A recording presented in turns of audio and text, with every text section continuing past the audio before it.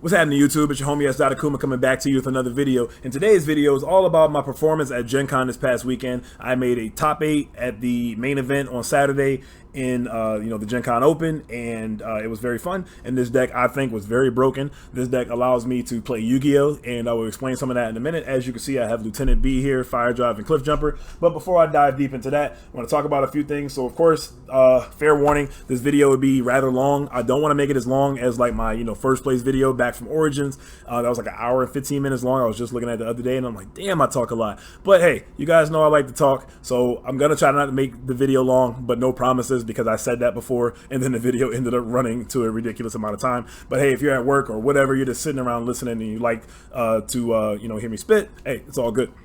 So with that being said, like I said, this will be my Gen Con wrap up, the story of how I led to this deck, and so on and so forth. And I have so many other ideas and things I might bounce back and forth on, but I might stop myself a couple times in the video, so fair warning for that, because I want to save it for future videos that I have ideas for that I want to bring to you in the next couple of weeks. Now, with that, I also want to address something real quick.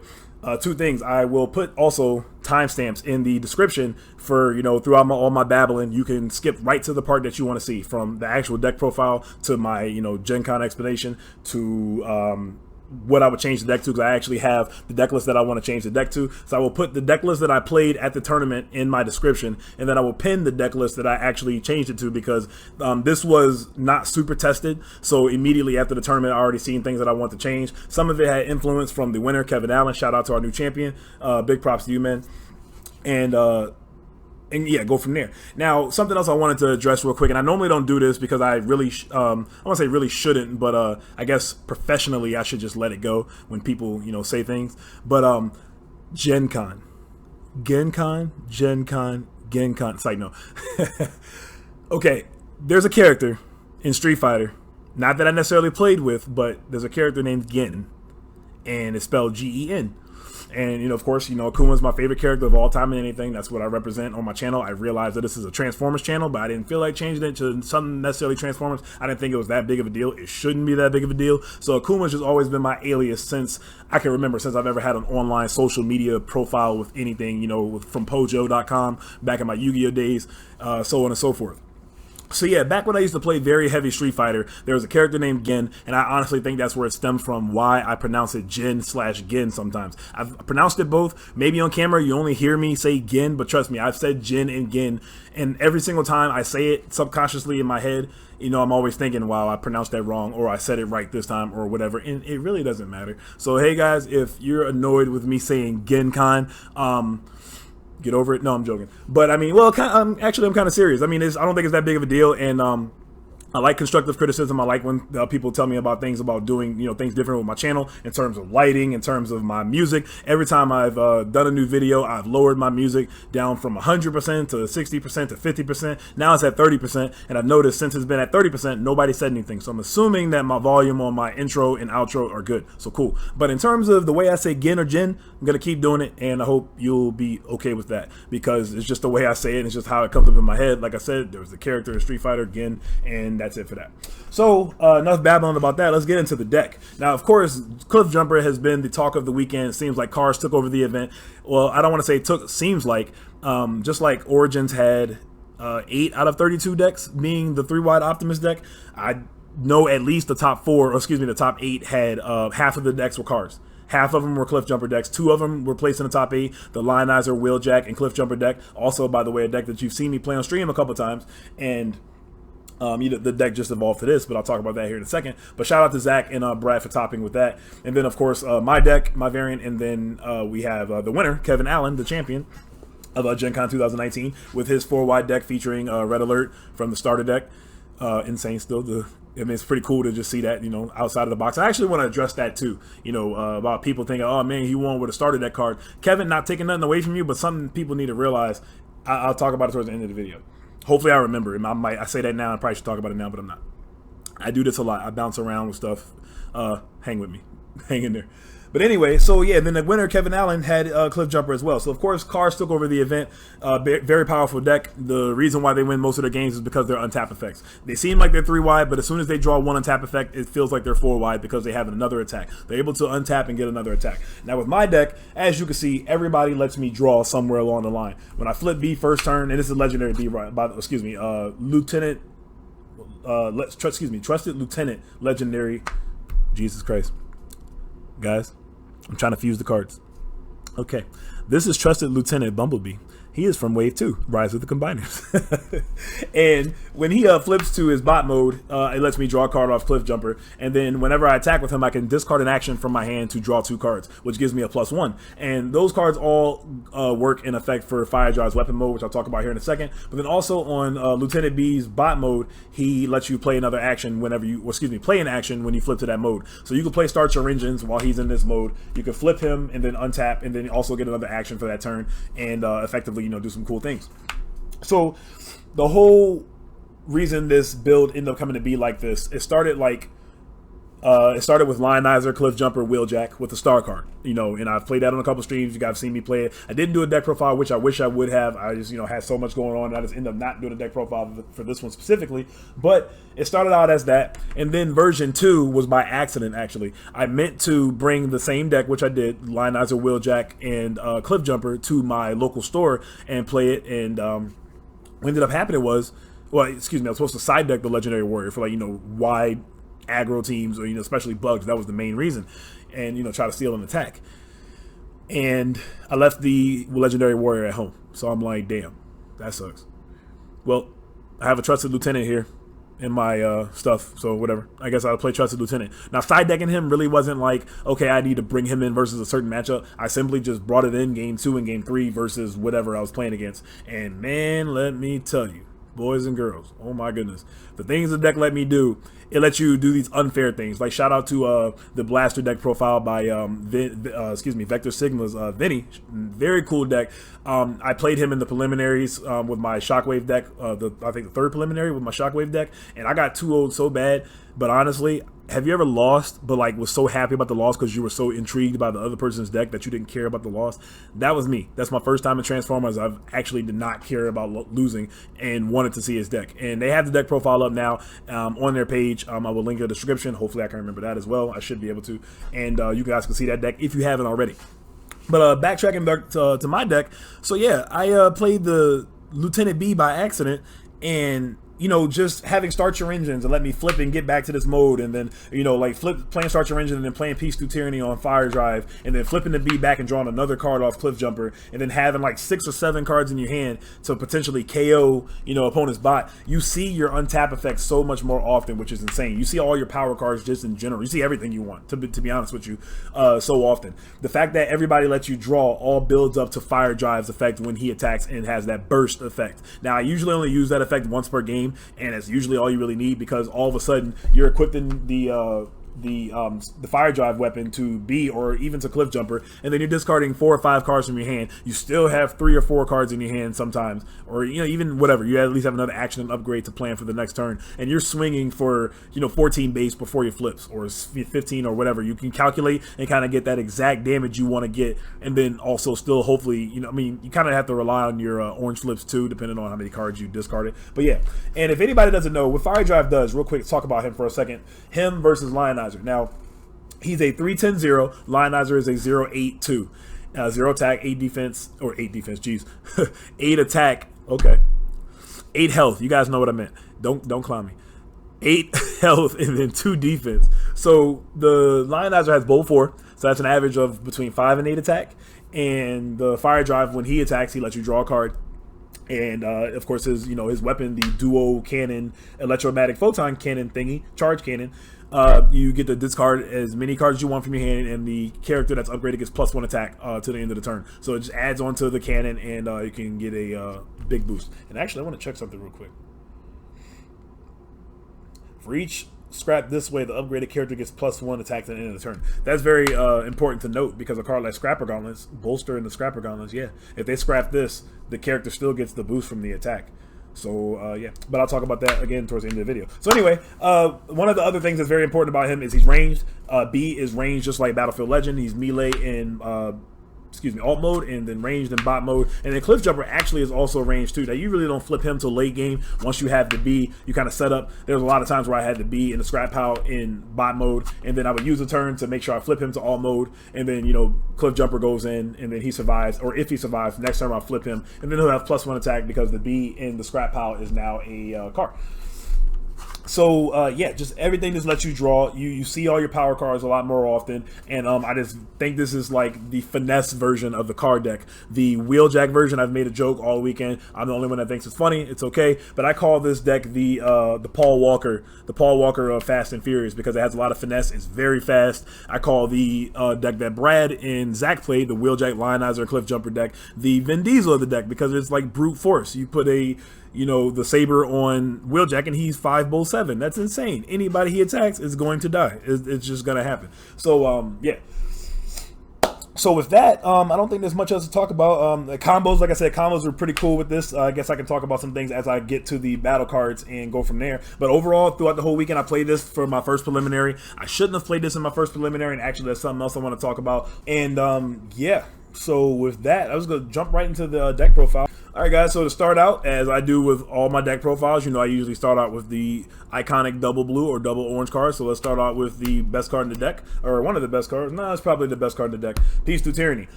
Of course, this card is great. It can be used on any of your characters, but usually your target is Firedrive. It's very powerful, and I think the most powerful in a cards deck because of the untaps. If you have Peace Through Tyranny and you're able to Peace Through Tyranny your Battle Master, turn it into a weapon, attack with your B, discard a card, draw 2, you get to go again. You play Start Your Engines to flip him back.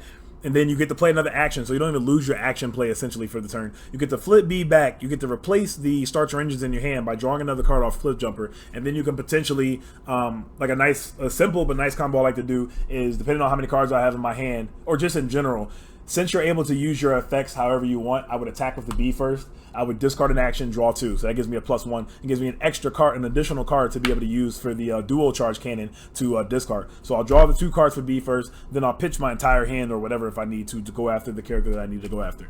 But of course, like I said, Peace Through Tyranny is one of the best cards in the deck, if not the best card in the deck. You find it very fast, and of course it's very strong early game. If you don't get to use it, it's okay. You just pitch it for Firedrive's effect or one of your green icon cards and go from there.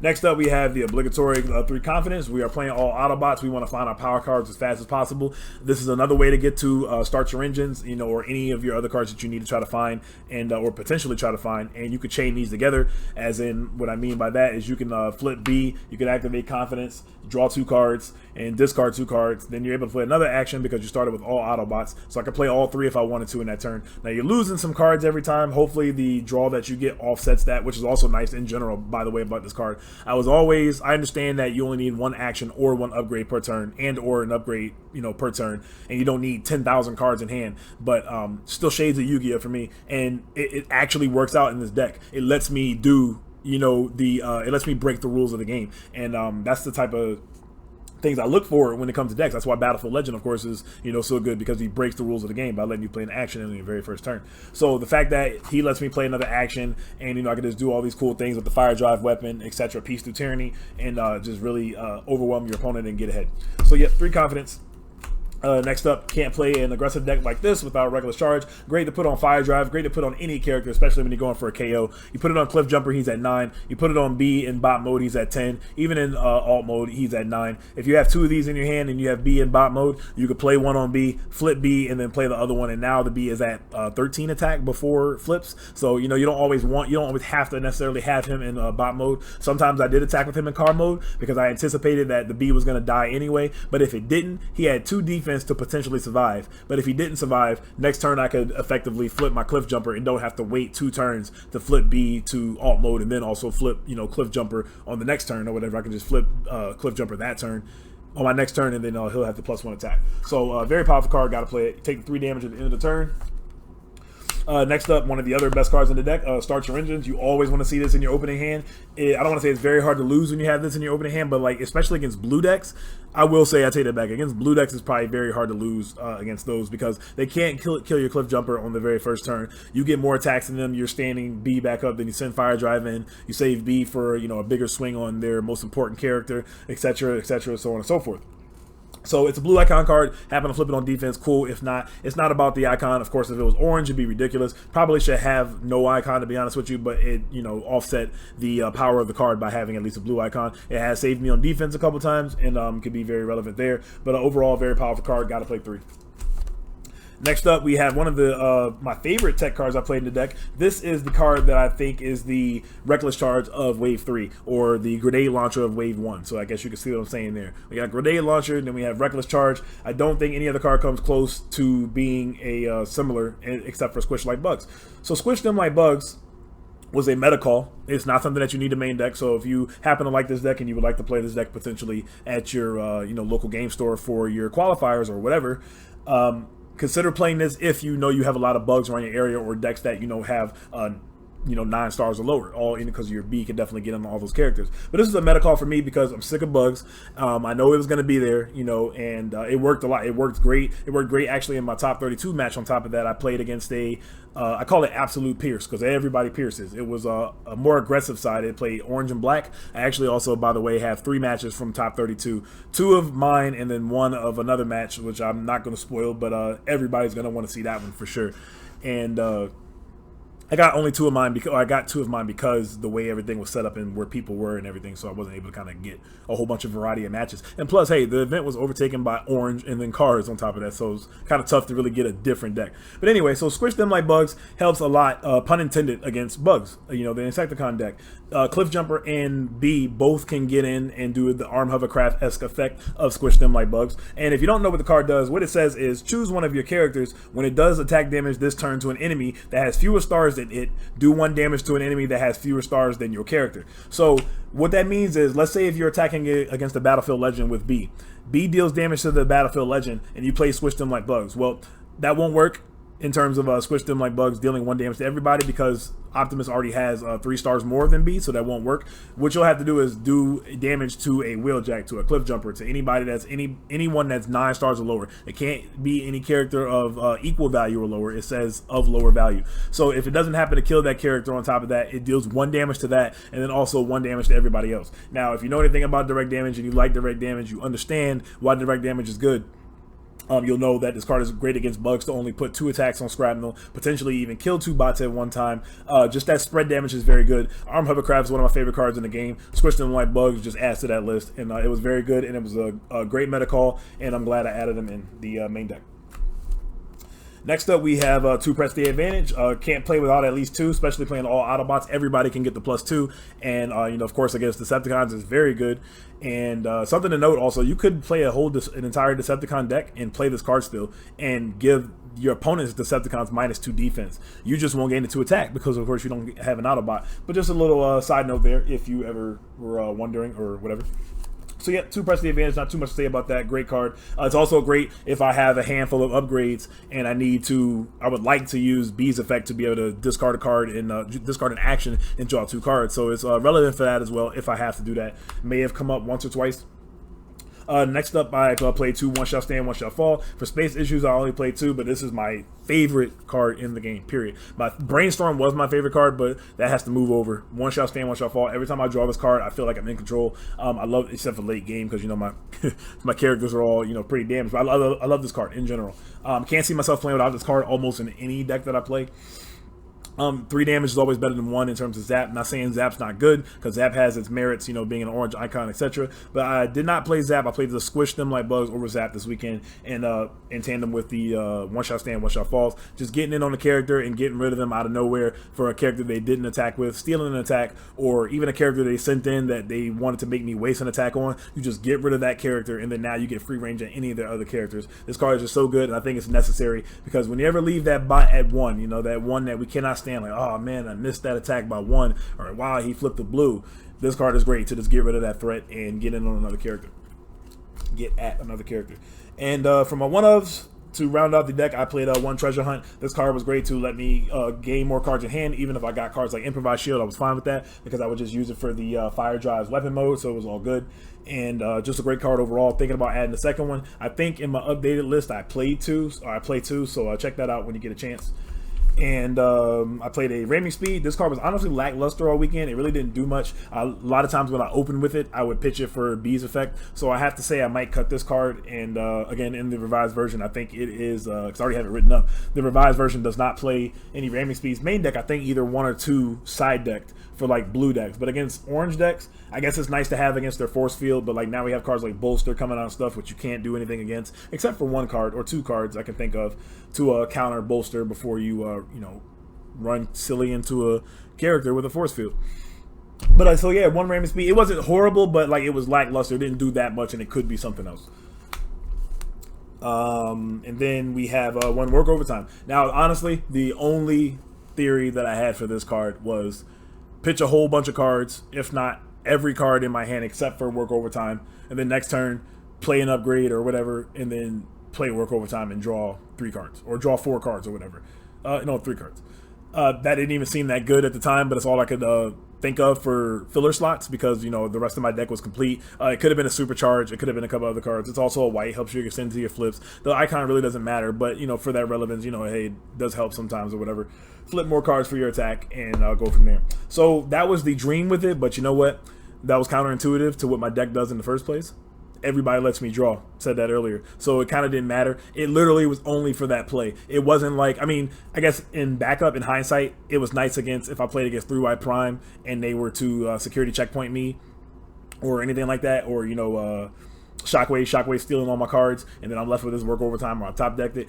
But yeah, right. I think my deck naturally counters Shockwave because everybody lets me draw. So I think the Shockwave deck has to actually turn away from focusing on discarding my hand because I draw more cards faster than they can discard them. But that's another story. So that was the you know, the reason for playing that. Like I said, if I played against Shockwave or I played against a deck that plays security checkpoint on me or whatever, I could be able to try to refill my hand. And then the main thing was for the burst turn that I use with Overdrive to pitch my entire hand except for the Work Overtime and then, you know, draw a whole bunch of cards. But it just never came up, especially because I'm playing 1. So, I mean, is it really going to come up? Probably not.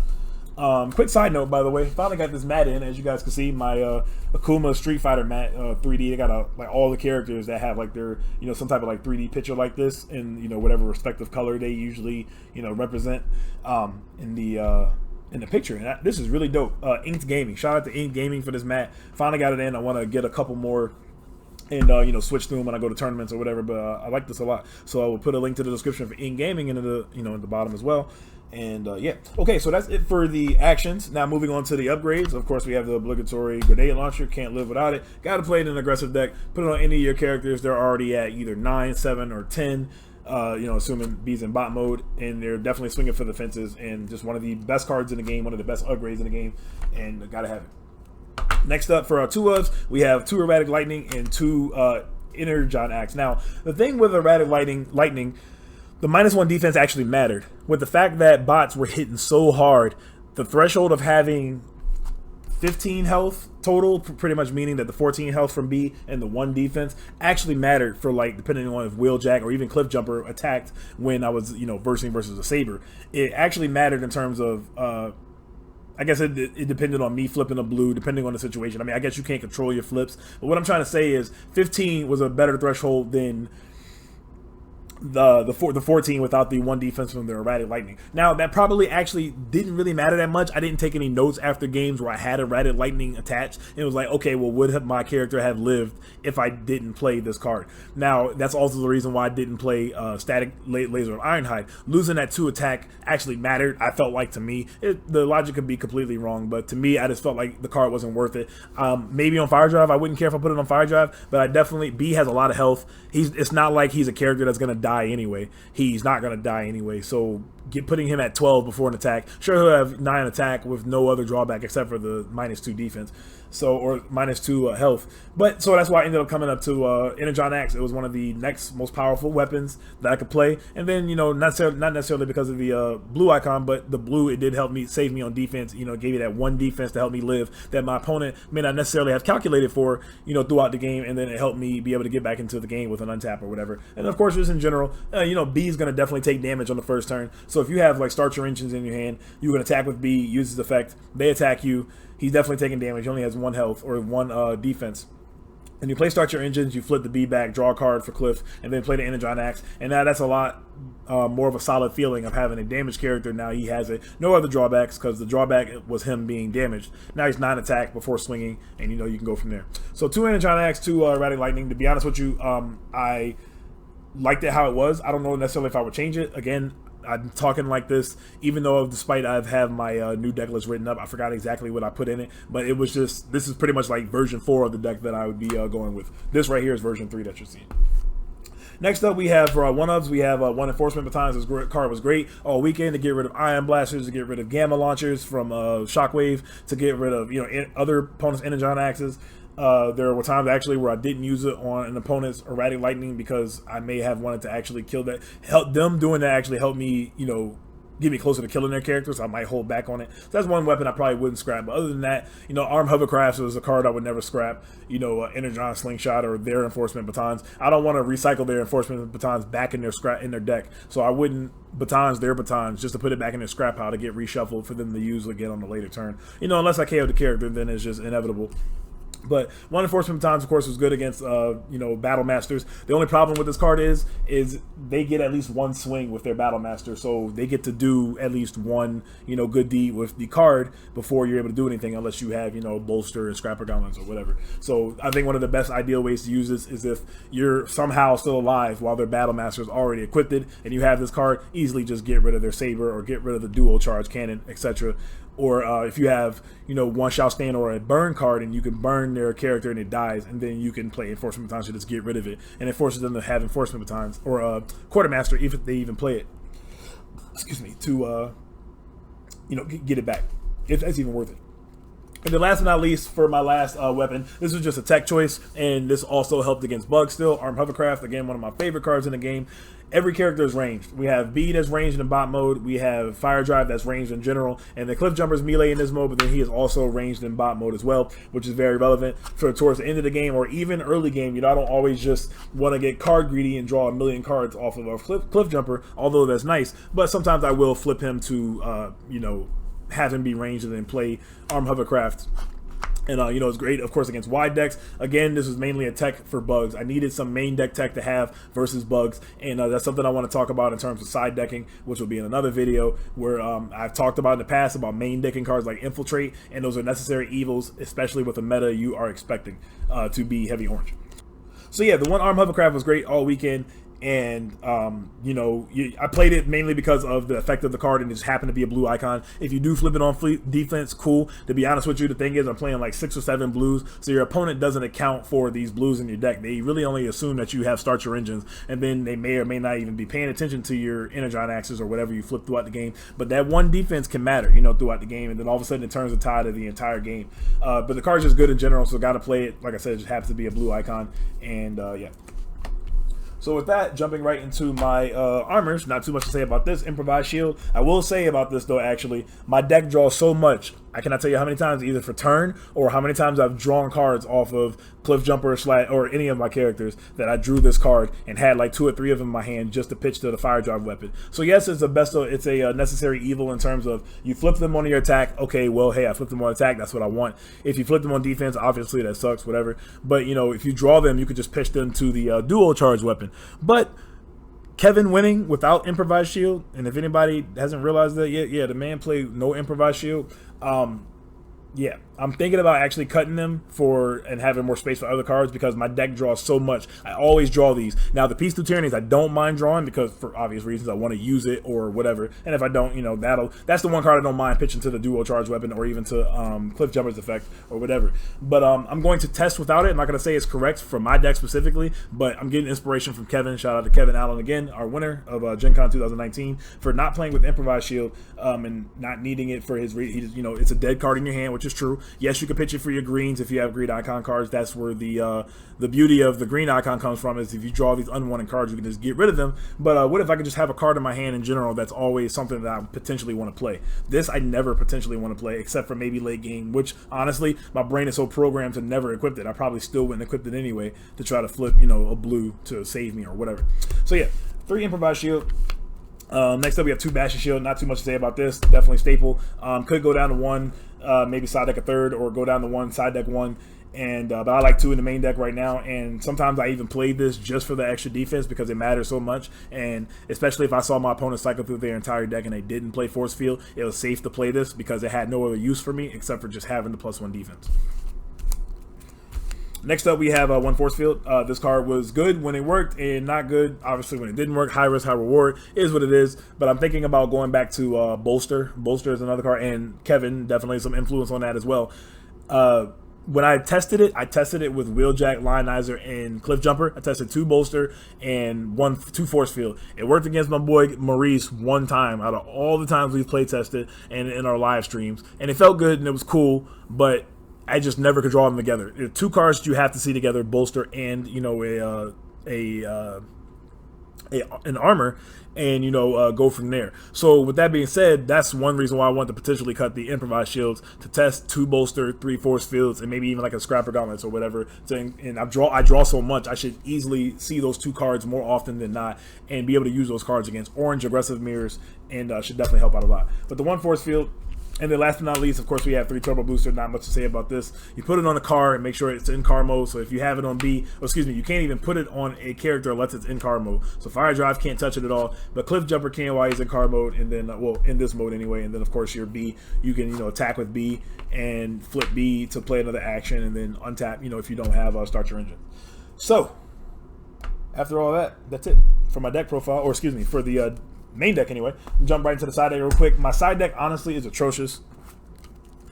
Yeah, I didn't like it at all. There's cards I wish I would have played, like Dampening Field. Okay, I'd take that back. It wasn't atrocious, but it was just a lot of like looking through cards in theory and not really tested. But to just run through it real quick, I played 1 Heat of Battle. This card, of course, is good because with my untap effects, the fact that if I can get a potential 2 attacks on a character and use Heat of Battle, this card can be very good in orange mirrors, you know, where they're tapped out, and then like I have my Cliffjumper untapped, and then all of a sudden I play Start Your Engines and then flip B back to alt mode and then play Heat of Battle off of that, untap, and then I flip, and then now these 2 characters have both 3, which is nice.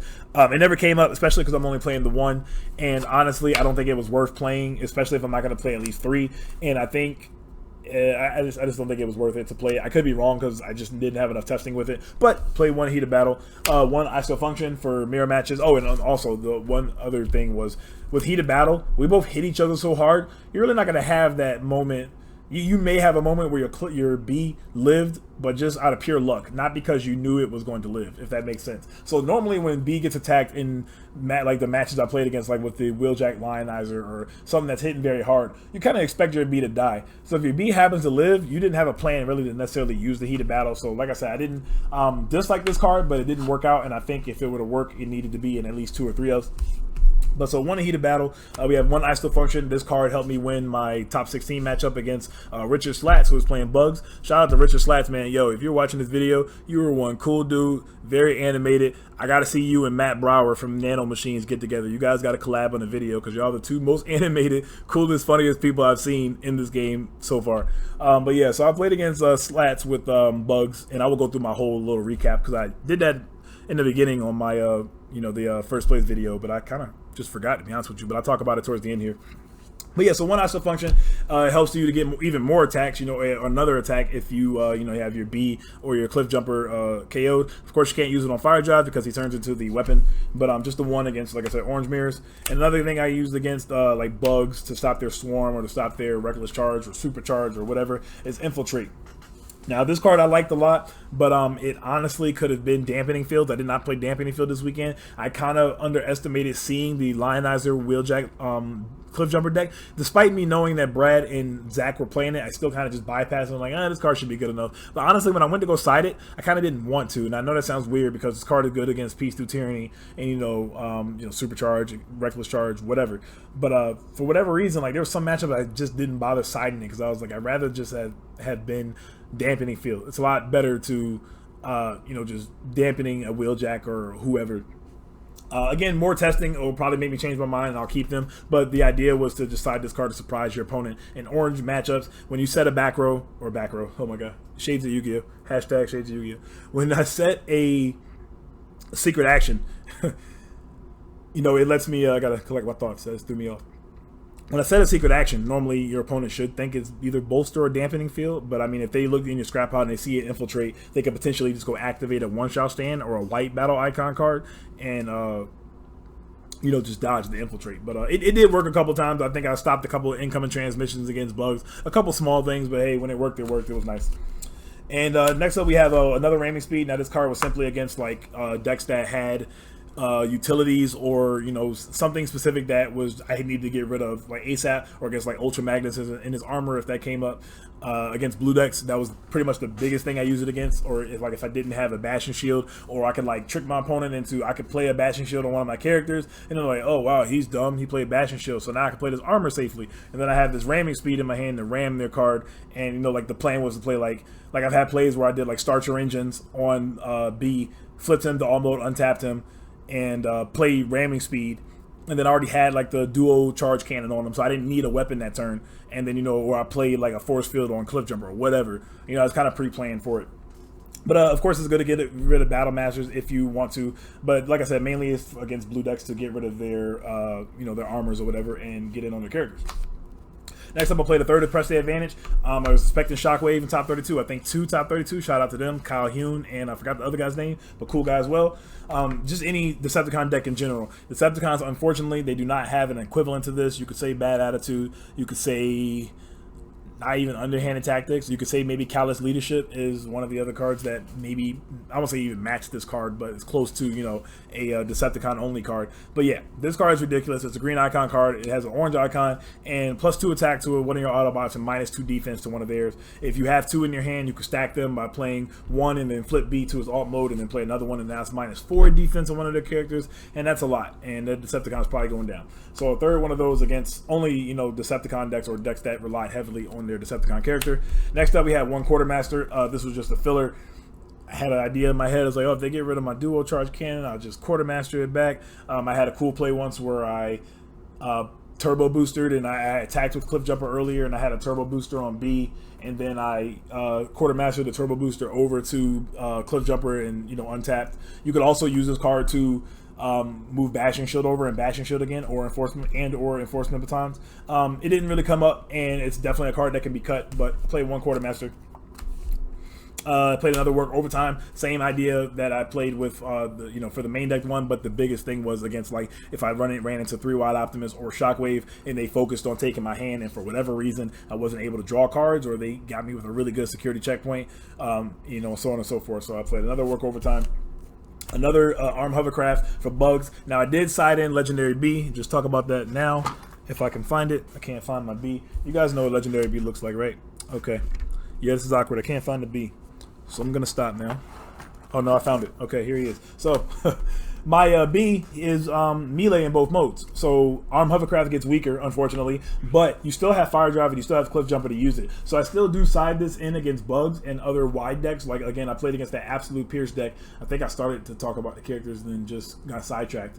But it played RC. It was like orange and black, and it played RC, Trigger Happy,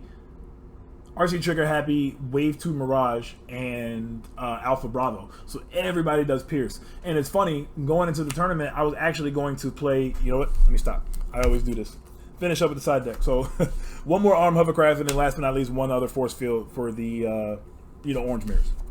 And that's it for the deck. 40 cards and then a 10-card side deck. With my 1 side deck character, I side decked Lieutenant B, or Legendary B. Now, Legendary B was good against wide aggro decks, pretty much. Decks that I knew weren't playing blue, aka pretty much bugs. I needed it to help leverage killing their kickback, or even I actually got some kills on a barrage that was at 13. And when I say 13, I mean they're 11 health and 2 defense in alt mode, which was pretty cool to be able to get to that feat in a KO barrage. I'm definitely more worried about barrage attacking than kickback, although kickback can just, I think just the feeling of just watching your opponent flip 1,000 cards with kickback is what makes people, like, you know, target kickback more. But if you can KO barrage first, I would definitely go after barrage. He's already at 5, and then he has bold 2, and definitely the strongest Insecticon of the deck.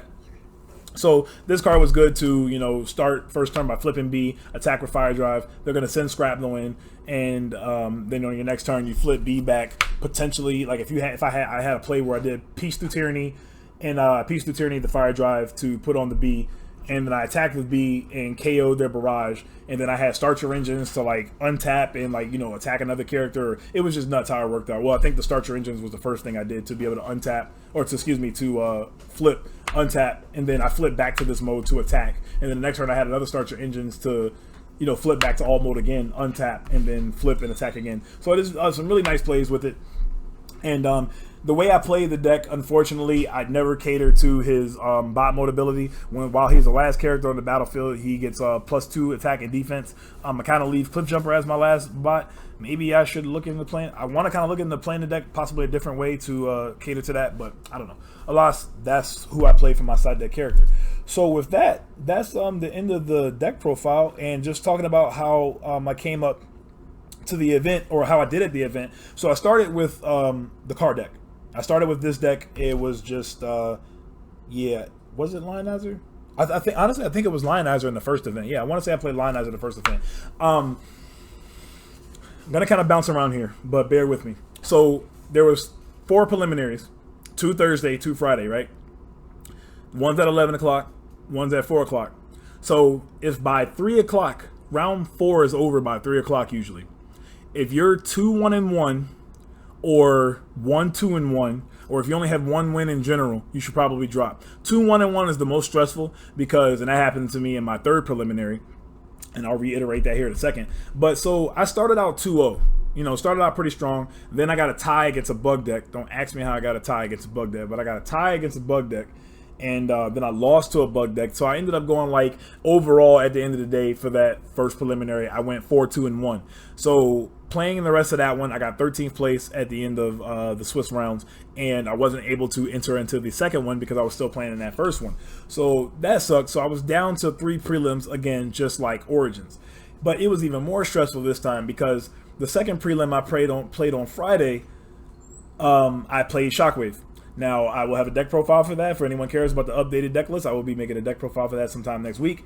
So what happened with that is, it was even worse. Like I said, I went 2-1-1 by 3 o'clock. I had a tie with, I think I played Rich Slats again, played Bugs in the 3rd preliminary. And yeah, so I'm 2-1-1 at 3 o'clock. There were 7 rounds, and I had to make a decision. Or 6 rounds, rather. There were 6 rounds, and I had to make a decision. If I stayed in that tournament, and I lost 1 more round, I can't top 8. And even furthermore, if I lose one of those games in that 3rd preliminary, the 4th preliminary already started. So I would be screwed. I'd be out of having a chance of making it into the main event on Saturday. So even though I was at 2-1-1, I had to really make a decision if I was going to stay or not. If the 4th prelim started later on in the day, I would have just stayed in. But I actually decided to drop at 2-1-1 with you know, the Shockwave deck, and I'm stressed again. You know, it's just like Orange again. I'm like, man, like, so I'm like doing good, but I'm not doing good enough to actually stay, and this is really annoying. So I decided to play Shockwave again. I mixed up the deck a little bit. I had some inspiration from Kyle Hume's deck. Shout out to him. He top 30. He made top 8 with the deck in preliminaries, and then he also made he brought it to the top 32 as well. But I got some tips from him. He used main decking cards like Steady Shot. He side decked Point Defense System, which is a card I want to talk about in another video. Shout out to him for that, because I looked at that card and said it was trash and just thought it was trash, but he made me look at the card differently. So shout out to him for that. So yeah, I played Shockwave again, switched up some things, added some one-shot stand, one-shot falls. And I just did my thing, and that got me in. So I play, I think, where did I go? I think I went 4-1-1. I went 4-1-1, and it was like until the later rounds where they messed up the points or something like that at the end of round 5, and it showed I only had 7 points. So I'm stressed. I'm like, whoa. Talk to the judge. I'm like, how do I only have 7 points if I'm 3-1-1? 3 wins equates to 9 points plus your 1 draw, which is a point. So that puts me at 10 points. So I was at 17th, but they had to go switch it up and figure out where the points were messed up at. We got that worked out, and then I ended up actually still getting, I was at table 126, which is essentially table 5, because there were the top tables. 121 was ideally table 1. So I was at table 126 in round 5, but then once we got everything figured out in round 6, I moved back 3 tables. I moved back to table 129, and I'm like, oh, hell no. What is that? Why am I going back 3 tables, and I'm playing against somebody that only has 6 points? So now I'm really stressing. I'm like, that's not good. I hope that I can win this and I don't, get 9th or 10th, unfortunately, and then, you know, I don't think any invites passed down because nobody that was in the top already were playing in this 4th prelim. So yeah, luckily I ended up making it. I got 6th place after Swiss, and got a chance to breathe. Got a chance to actually get home and get some more sleep because the Open actually didn't start till 2 o'clock. I was talking to Scott Van Essen, shout out to him, one of the I think one of the top brand managers, lead brand managers at WOTC. Very cool guy. I got to meet him this weekend, so that was cool. He actually signed my B. I don't know if you guys can see right here. A little bit. Yeah, you can kind of catch a glimpse of that. So that B will be worth like, you know, $10,000 tomorrow after I post this video. It's like, but yeah. So I talked to him for a while, and he was saying that he was like the Open doesn't start. The Open itself doesn't start till 2 o'clock, and I'm like, no, 2 a.m. I know you're saying. I know you're talking about 2 p.m. He's like, no, starts 2 p.m. So I go look at the little board, and I'm like, well, hot damn, starts at 2 p.m. So I got to sleep in. I could have went to bed at 2 o'clock and still got a nice 8 hours of sleep. So I really scrolled in and slow rolled getting to the event, and definitely got there on time, and got ready to go. So yeah, in top 32, like I said, top 32 in my top 8 match you'll be able to see. So you'll be able to see me, and you get to see Vin Diesel versus Paul Walker. You get to see us both go at it with the brute force versus the finesse version of the card deck in top 8. The top 16 match, like I said, I won't spoil. I know, like I said, as soon as you see it when I post it, everybody is going to want to see it. I can't wait to commentate on it. Now, there is going to be a little glare. I apologize about the glare in advance, but there's nothing I can do. Big, bright lights at Gen Con. There's no getting around that. But, yeah. So, with that, yeah, so I said I write my deck list, looking at my notes. I don't know if there's anything else to talk about. Again, shout out to Blaster, or Vin of Vector Sigma, playing the Blaster deck and making it to the top 8. Shout out to Southern Fried TCG for topping with his Pissed Off Prime. He calls it Pissed Off. I call it Saber Prime. He calls it one Pissed Off Prime. That's probably a lot cooler name and a more fitting name for the deck because, yeah, him attacking with Bowl 4 with the Saber is ridiculous. But, yeah, he ended up top 32 in as well, getting his invite to the Energon Invitational. Fairly new player, but he's just coming in, taking names. So shout out to him. Again, shout out to Kyle Hune for the Shockwave deck, one of the Shockwave representatives. I represented it going into the prelims, but the deck stressed me out so much. There were so many combos and things to do. Despite me having a good bit of playtesting with it, I just wasn't trying to play blue in top. And I'm glad I didn't, because in top 32, I played against that absolute Pierce deck, which was everybody had Pierce. I almost actually played 3-wide Prime again, and I was like, let's go with Old Faithful. Yeah, right. I would have got my ass busted, and I also wasn't playing point defense system either. So all that Pierce would have just went through, and there would have been no chance. So I'm very glad I played this deck. That matchup, I think was he actually made a misplay, which you will see at the end of game 2. And this is what I've been talking about. I mentioned it, and I forgot exactly which video that I recently did commentary on. But you got to be very careful. Now, I will say in the preliminaries, and of course in a play game, I'm gonna let you take it back. It's no big deal. But when you drop a card laid, not drop like by accident, but when you play a card, especially when you play it confidently, card laid, card played. And I go for that rule for myself. If you wouldn't let me take back a move, matter of fact, honestly, if I were to play a card, I would just cuss myself out in my head. I wouldn't even try to take it back. At that point, I would just be like, damn it, I messed up. Hopefully this doesn't cost me the game. I don't even, like I said, try to take it back, even if my opponent would let me. I want to play fair and square. I want to be confident and think about my plays before I make my play personally. But so my opponent is playing the Absolute Pierce deck, and he has Alpha Bravo in the field in defense. Oh my god, Shades of Yu-Gi-Oh! Here we go again. He has an Alpha Bravo tapped and a Trigger Happy untapped.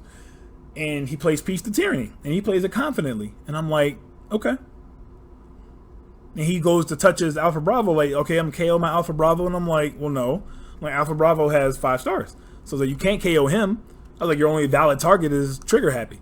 And he was like, oh, shoot, yeah. And he tries to take it back. And I'm like, well, no, you've played it. That's why I said card laid, card played. In top 32, it's a little cutthroat. We're playing for money. We're playing for the win. At this point, we're a little bit more serious, and I expect you just like I would expect you to have me play to the best of my ability and make sure I'm paying attention to what I'm doing. So nothing against him, but like I say, he played it, and he actually ended up KOing his Trigger Happy. Now I didn't tell him to KO his Trigger Happy. He ended up just clearly not reading the card all the way, and I think because the card says you may KO one of your 6-star or higher characters, but he just KO'd his character, and it was awkward because he had his Alpha Bravo tapped. And then my characters were tapped. And it was like, okay, well, we untap, and I draw. Okay, attack, trigger, happy, or Alpha Bravo for game, I guess. It was really awkward at first, but kind of like, he was cool about it, I was cool about it. Like I said, I wasn't being a dick about it or anything like that. But yeah, like I said, in top, you got to make sure you pay attention. Like I said, I mentioned in the one deck profile, or the one commentary, be careful when you play Piece to Tyranny very happily thinking you can just KO any of your characters. The card says 6 stars or more, but even furthermore, if you mess that up, don't KO your character, because you don't have to. The card says you may. So you'll see that. And yeah, I'll be posting all those next week. I'll be rapid firing out those videos for you and go from there. Some things I want to talk about, like I said, cards I would change. A couple things I just want to talk about. You'll see the updated deck list in the description, but cards like Bolster, I want to add this card back. I want to add another Force Field and potentially even a Scrapper Gauntlets, because my deck draws so many cards. I think it's easy to see these 2 pairs of cards in my hand, and I think these type of cards will be necessary leading into you know, the Siege meta. Siege meta is all aggression. Blue will come back, but not right now. Blue's gonna have to do some work to figure out what they need to do. I think it's gonna come in the hand, come in the form of, you know, secret actions, like I said, like Bolster or espionage to, like, you know, steal opponents' Piece to Tyranny, etc. But speaking of espionage is also a card to consider because it counters Bolster, and I'm talking about an orange mirrors. So when your opponent sets a secret action, you can hold your espionage until they set a secret action, thinking they're going to, you know, use their Bolster to get out Scrapper Gauntlets or Force Field. Now, you're most likely going to call white with espionage and assume that they, you know, usually have the white icon card, especially against the Blaster deck, you know, Ramhorn. When they send Ramhorn out, he clearly says when this card defends, you may play a white armor from your hand. So call play espionage and call white and take their Force Field, and that's one way to dodge it. Now, of course, if they have 2 Force Fields in their hand, you're SOL. There's nothing you can do about it, but you know, there's nothing you can do about that variance of them happen to having 2 in their hand. But so thinking about adding this card back, and something I wanted to reiterate and talk about again, I was just reading it now. When the card says when this character defends, so how the rules go, the rules say your opponent technically attacks for or flips for their attack first, pretty much just like also like, you know, Battlefield Legend. The Battlefield Legend also extends and says before your opponent flips for defense, you know, while you flip for attack, you may play one of your your actions. This says when you defend. So technically the sequence goes, your opponent flips for their attack, they have 20 attack. You're like, okay.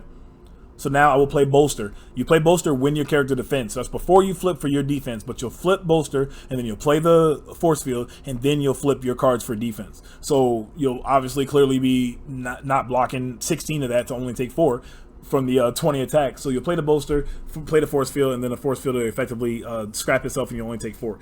Now also against Scrapper Gauntlets, or with Scrapper Gauntlets against like Grenade Launcher, when they attack with the Grenade Launcher, the attack has to connect and the damage needs to be calculated before the Grenade Launcher scraps. So if you have Bolster and you flip Scrapper Gauntlets to scrap their Saber or their Grenade Launcher or whatever, it'll fall off before the damage is calculated. Now also something that I just caught on just by reading the dual charge weapon is when the upgraded character attacks, scrap any number of cards from your hand. For each one scrapped this way, the upgraded character gains +1 until the end of the turn. So the weapon doesn't gain +1 attack. I want to say Mining Pick might say the same thing, maybe not, I can't remember, I have to look, or maybe I don't know, but yeah, so the upgraded character, if I discard 5 cards from my hand, B will have 11 attack plus the 3 from the weapon, so he'll be at 14 attack. It doesn't give this the attack boost or whatever. So if they Scrapper Gauntlets your dual charge, the B still has the 11 attack until the end of the turn. So per the wording, I'm gonna assume how that works. I'm assuming it should work like that. And yeah, so this video isn't as bad as my last one, but it's still pretty long. But like I said, I'm going to put timestamps in the bottom, you know, in the description, and you can skip to whatever part of the video you want to go to. And yeah, so with that, I appreciate you guys for being here as always. And if you stayed through the entire video, props to you, because I talk a lot, I ramble a lot, I go back and forth a lot, and I appreciate you listening to every word. And with that, I want to talk about the end of the video. Okay, so bought a Blaster and Soundwave, you know, 35th anniversary, this thing, but Blaster and Soundwave 35th anniversary deck as soon as I got to the event for $50, right? Then told by one of the Texas players, forgot his name. So many people I met this weekend. Forgive me for not remembering your name. You know, I think Carlos. No, I don't know. Maybe. But yeah, so he tells me that he was like, yeah, they got a Blaster and Soundwave decks up there for 35 tickets, prize tickets. And I'm like, what? 35 prize tickets? Well, I'm out. Let me go get one of them. So had like 40 something prize tickets, bought one for 35 prize tickets because I knew I wanted two. I knew I wanted one to keep sealed and keep for collection, and I knew I wanted one to clearly play with. And I also still, by the way, want the retail one as well. I want all the art. So very cool. And shout out to WOTC for these. Very nice. So yeah, so I have two. Two is fine. You know, I'm flying as well, so it's like, all right, well, two is enough to fit in my bag and still have room for all my other stuff. But then come to find out, I make it to top 8, and top 8 also get a box, one of these, the 35th anniversary, Blaster and Soundwave versus Soundwave decks. So, like, Origins was a box of Wave 3, and that was Wave 3 2 weeks before it actually was released. So we were all able to get that earlier, so that was nice. But yeah, so now I'm stuck with 3. And I won't say stuck, but I have this third one, talked to my girlfriend about it, and I'm like, what the heck am I going to do with the third one? Like, there's just nothing to, I mean, I could just keep it or whatever, I don't know, but she was like, just give it away, do a giveaway for it. And I'm like, you know what, that's a good idea. So with that, after all that rambling, the part of the video that most of you guys probably skip to is this part. Nah. But I am going to do a giveaway for this Blaster vs. Soundwave deck. Shipping will be included, and including overseas. So if you happen to win overseas, yeah, I will include shipping, and of course I will probably send the cheapest way because I'm cheap. It's like, I'm joking.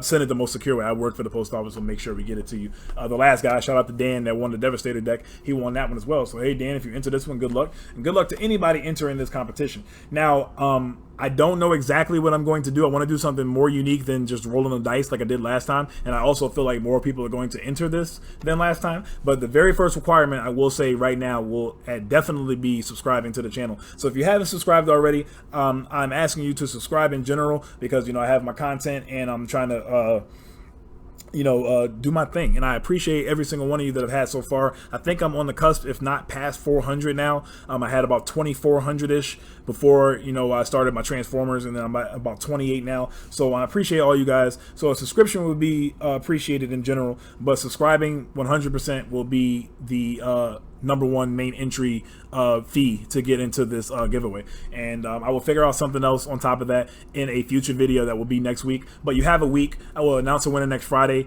So at least subscribing now, get that out the way. I'll be having more content. You can check out all my other content while you wait for Monday's video. And in Monday's video, that gives me enough days to, I should already have something figured out, forgive me. But like I said, subscribing is the main thing to do. And I'll appreciate that very much. And yeah. So giving this away, and good luck to everyone that enters. Appreciate you for being here and talking about my top 8 deck profile. Oh, one other thing I want to talk about that I'm going to be very quick about, I promise, is people that don't have Cliffjumper. A potential replacement for Cliffjumper is, well, I guess I should talk about Cliffjumper in general in the first place. Don't let Kevin's deck fool you.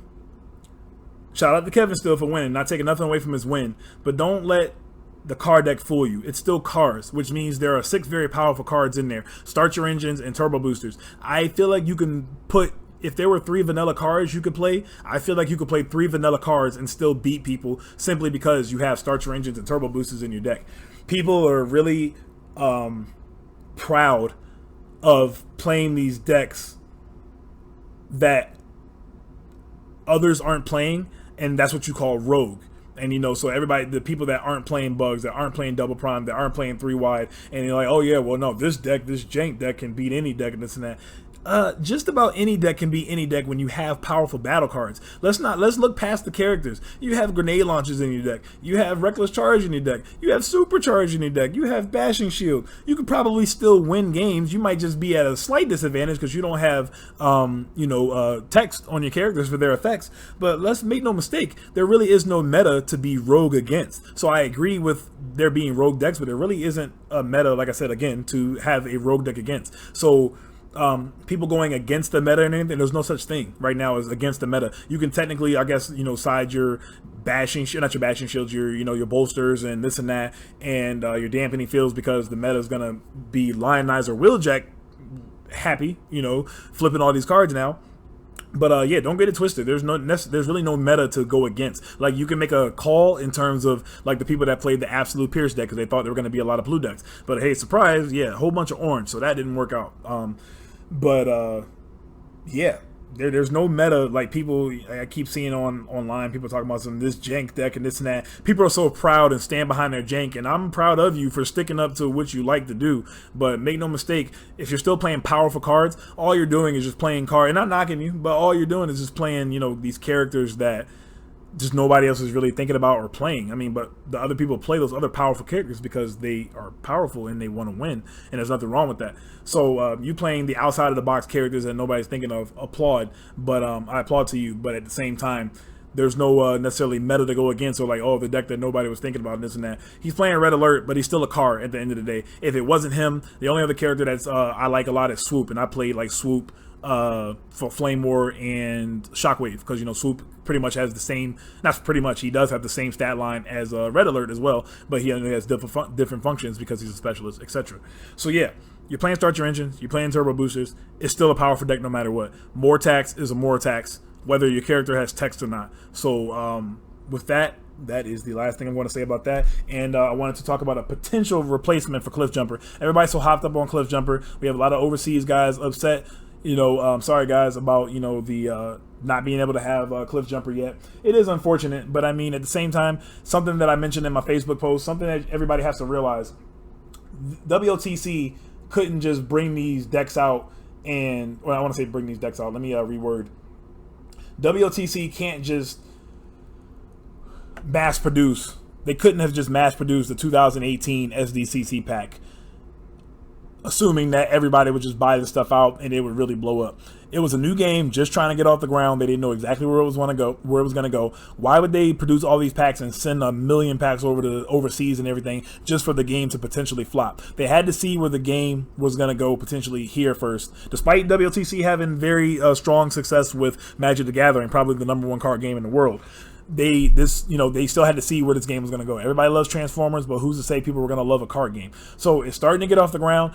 Now they see that they can take it up a notch with the 2019 pack. And as you can see, the 2019 Omnibot pack has a plethora and like so much more of a production rate than 2018 did, and the same with the Blaster versus Soundwave deck. So they made it clear multiple times. I've seen them talk, because they talk to us in the community. Shout out to Drew, shout out to Scott, and shout out to Matt for being there this weekend and talking with us. But yeah, they've made it clear, and even John Shork, that they've made a lot more, and they say a lot more. So nobody, like the Omnibot pack is only $10 more than it was at SDCC 2019. So realize the game is still in its infant stage. The game is not even a year old officially yet, and things will get better. Things will get better for overseas players. I think that you at least have a Energon Invitational UK edition coming up. So I mean, at least you guys have that.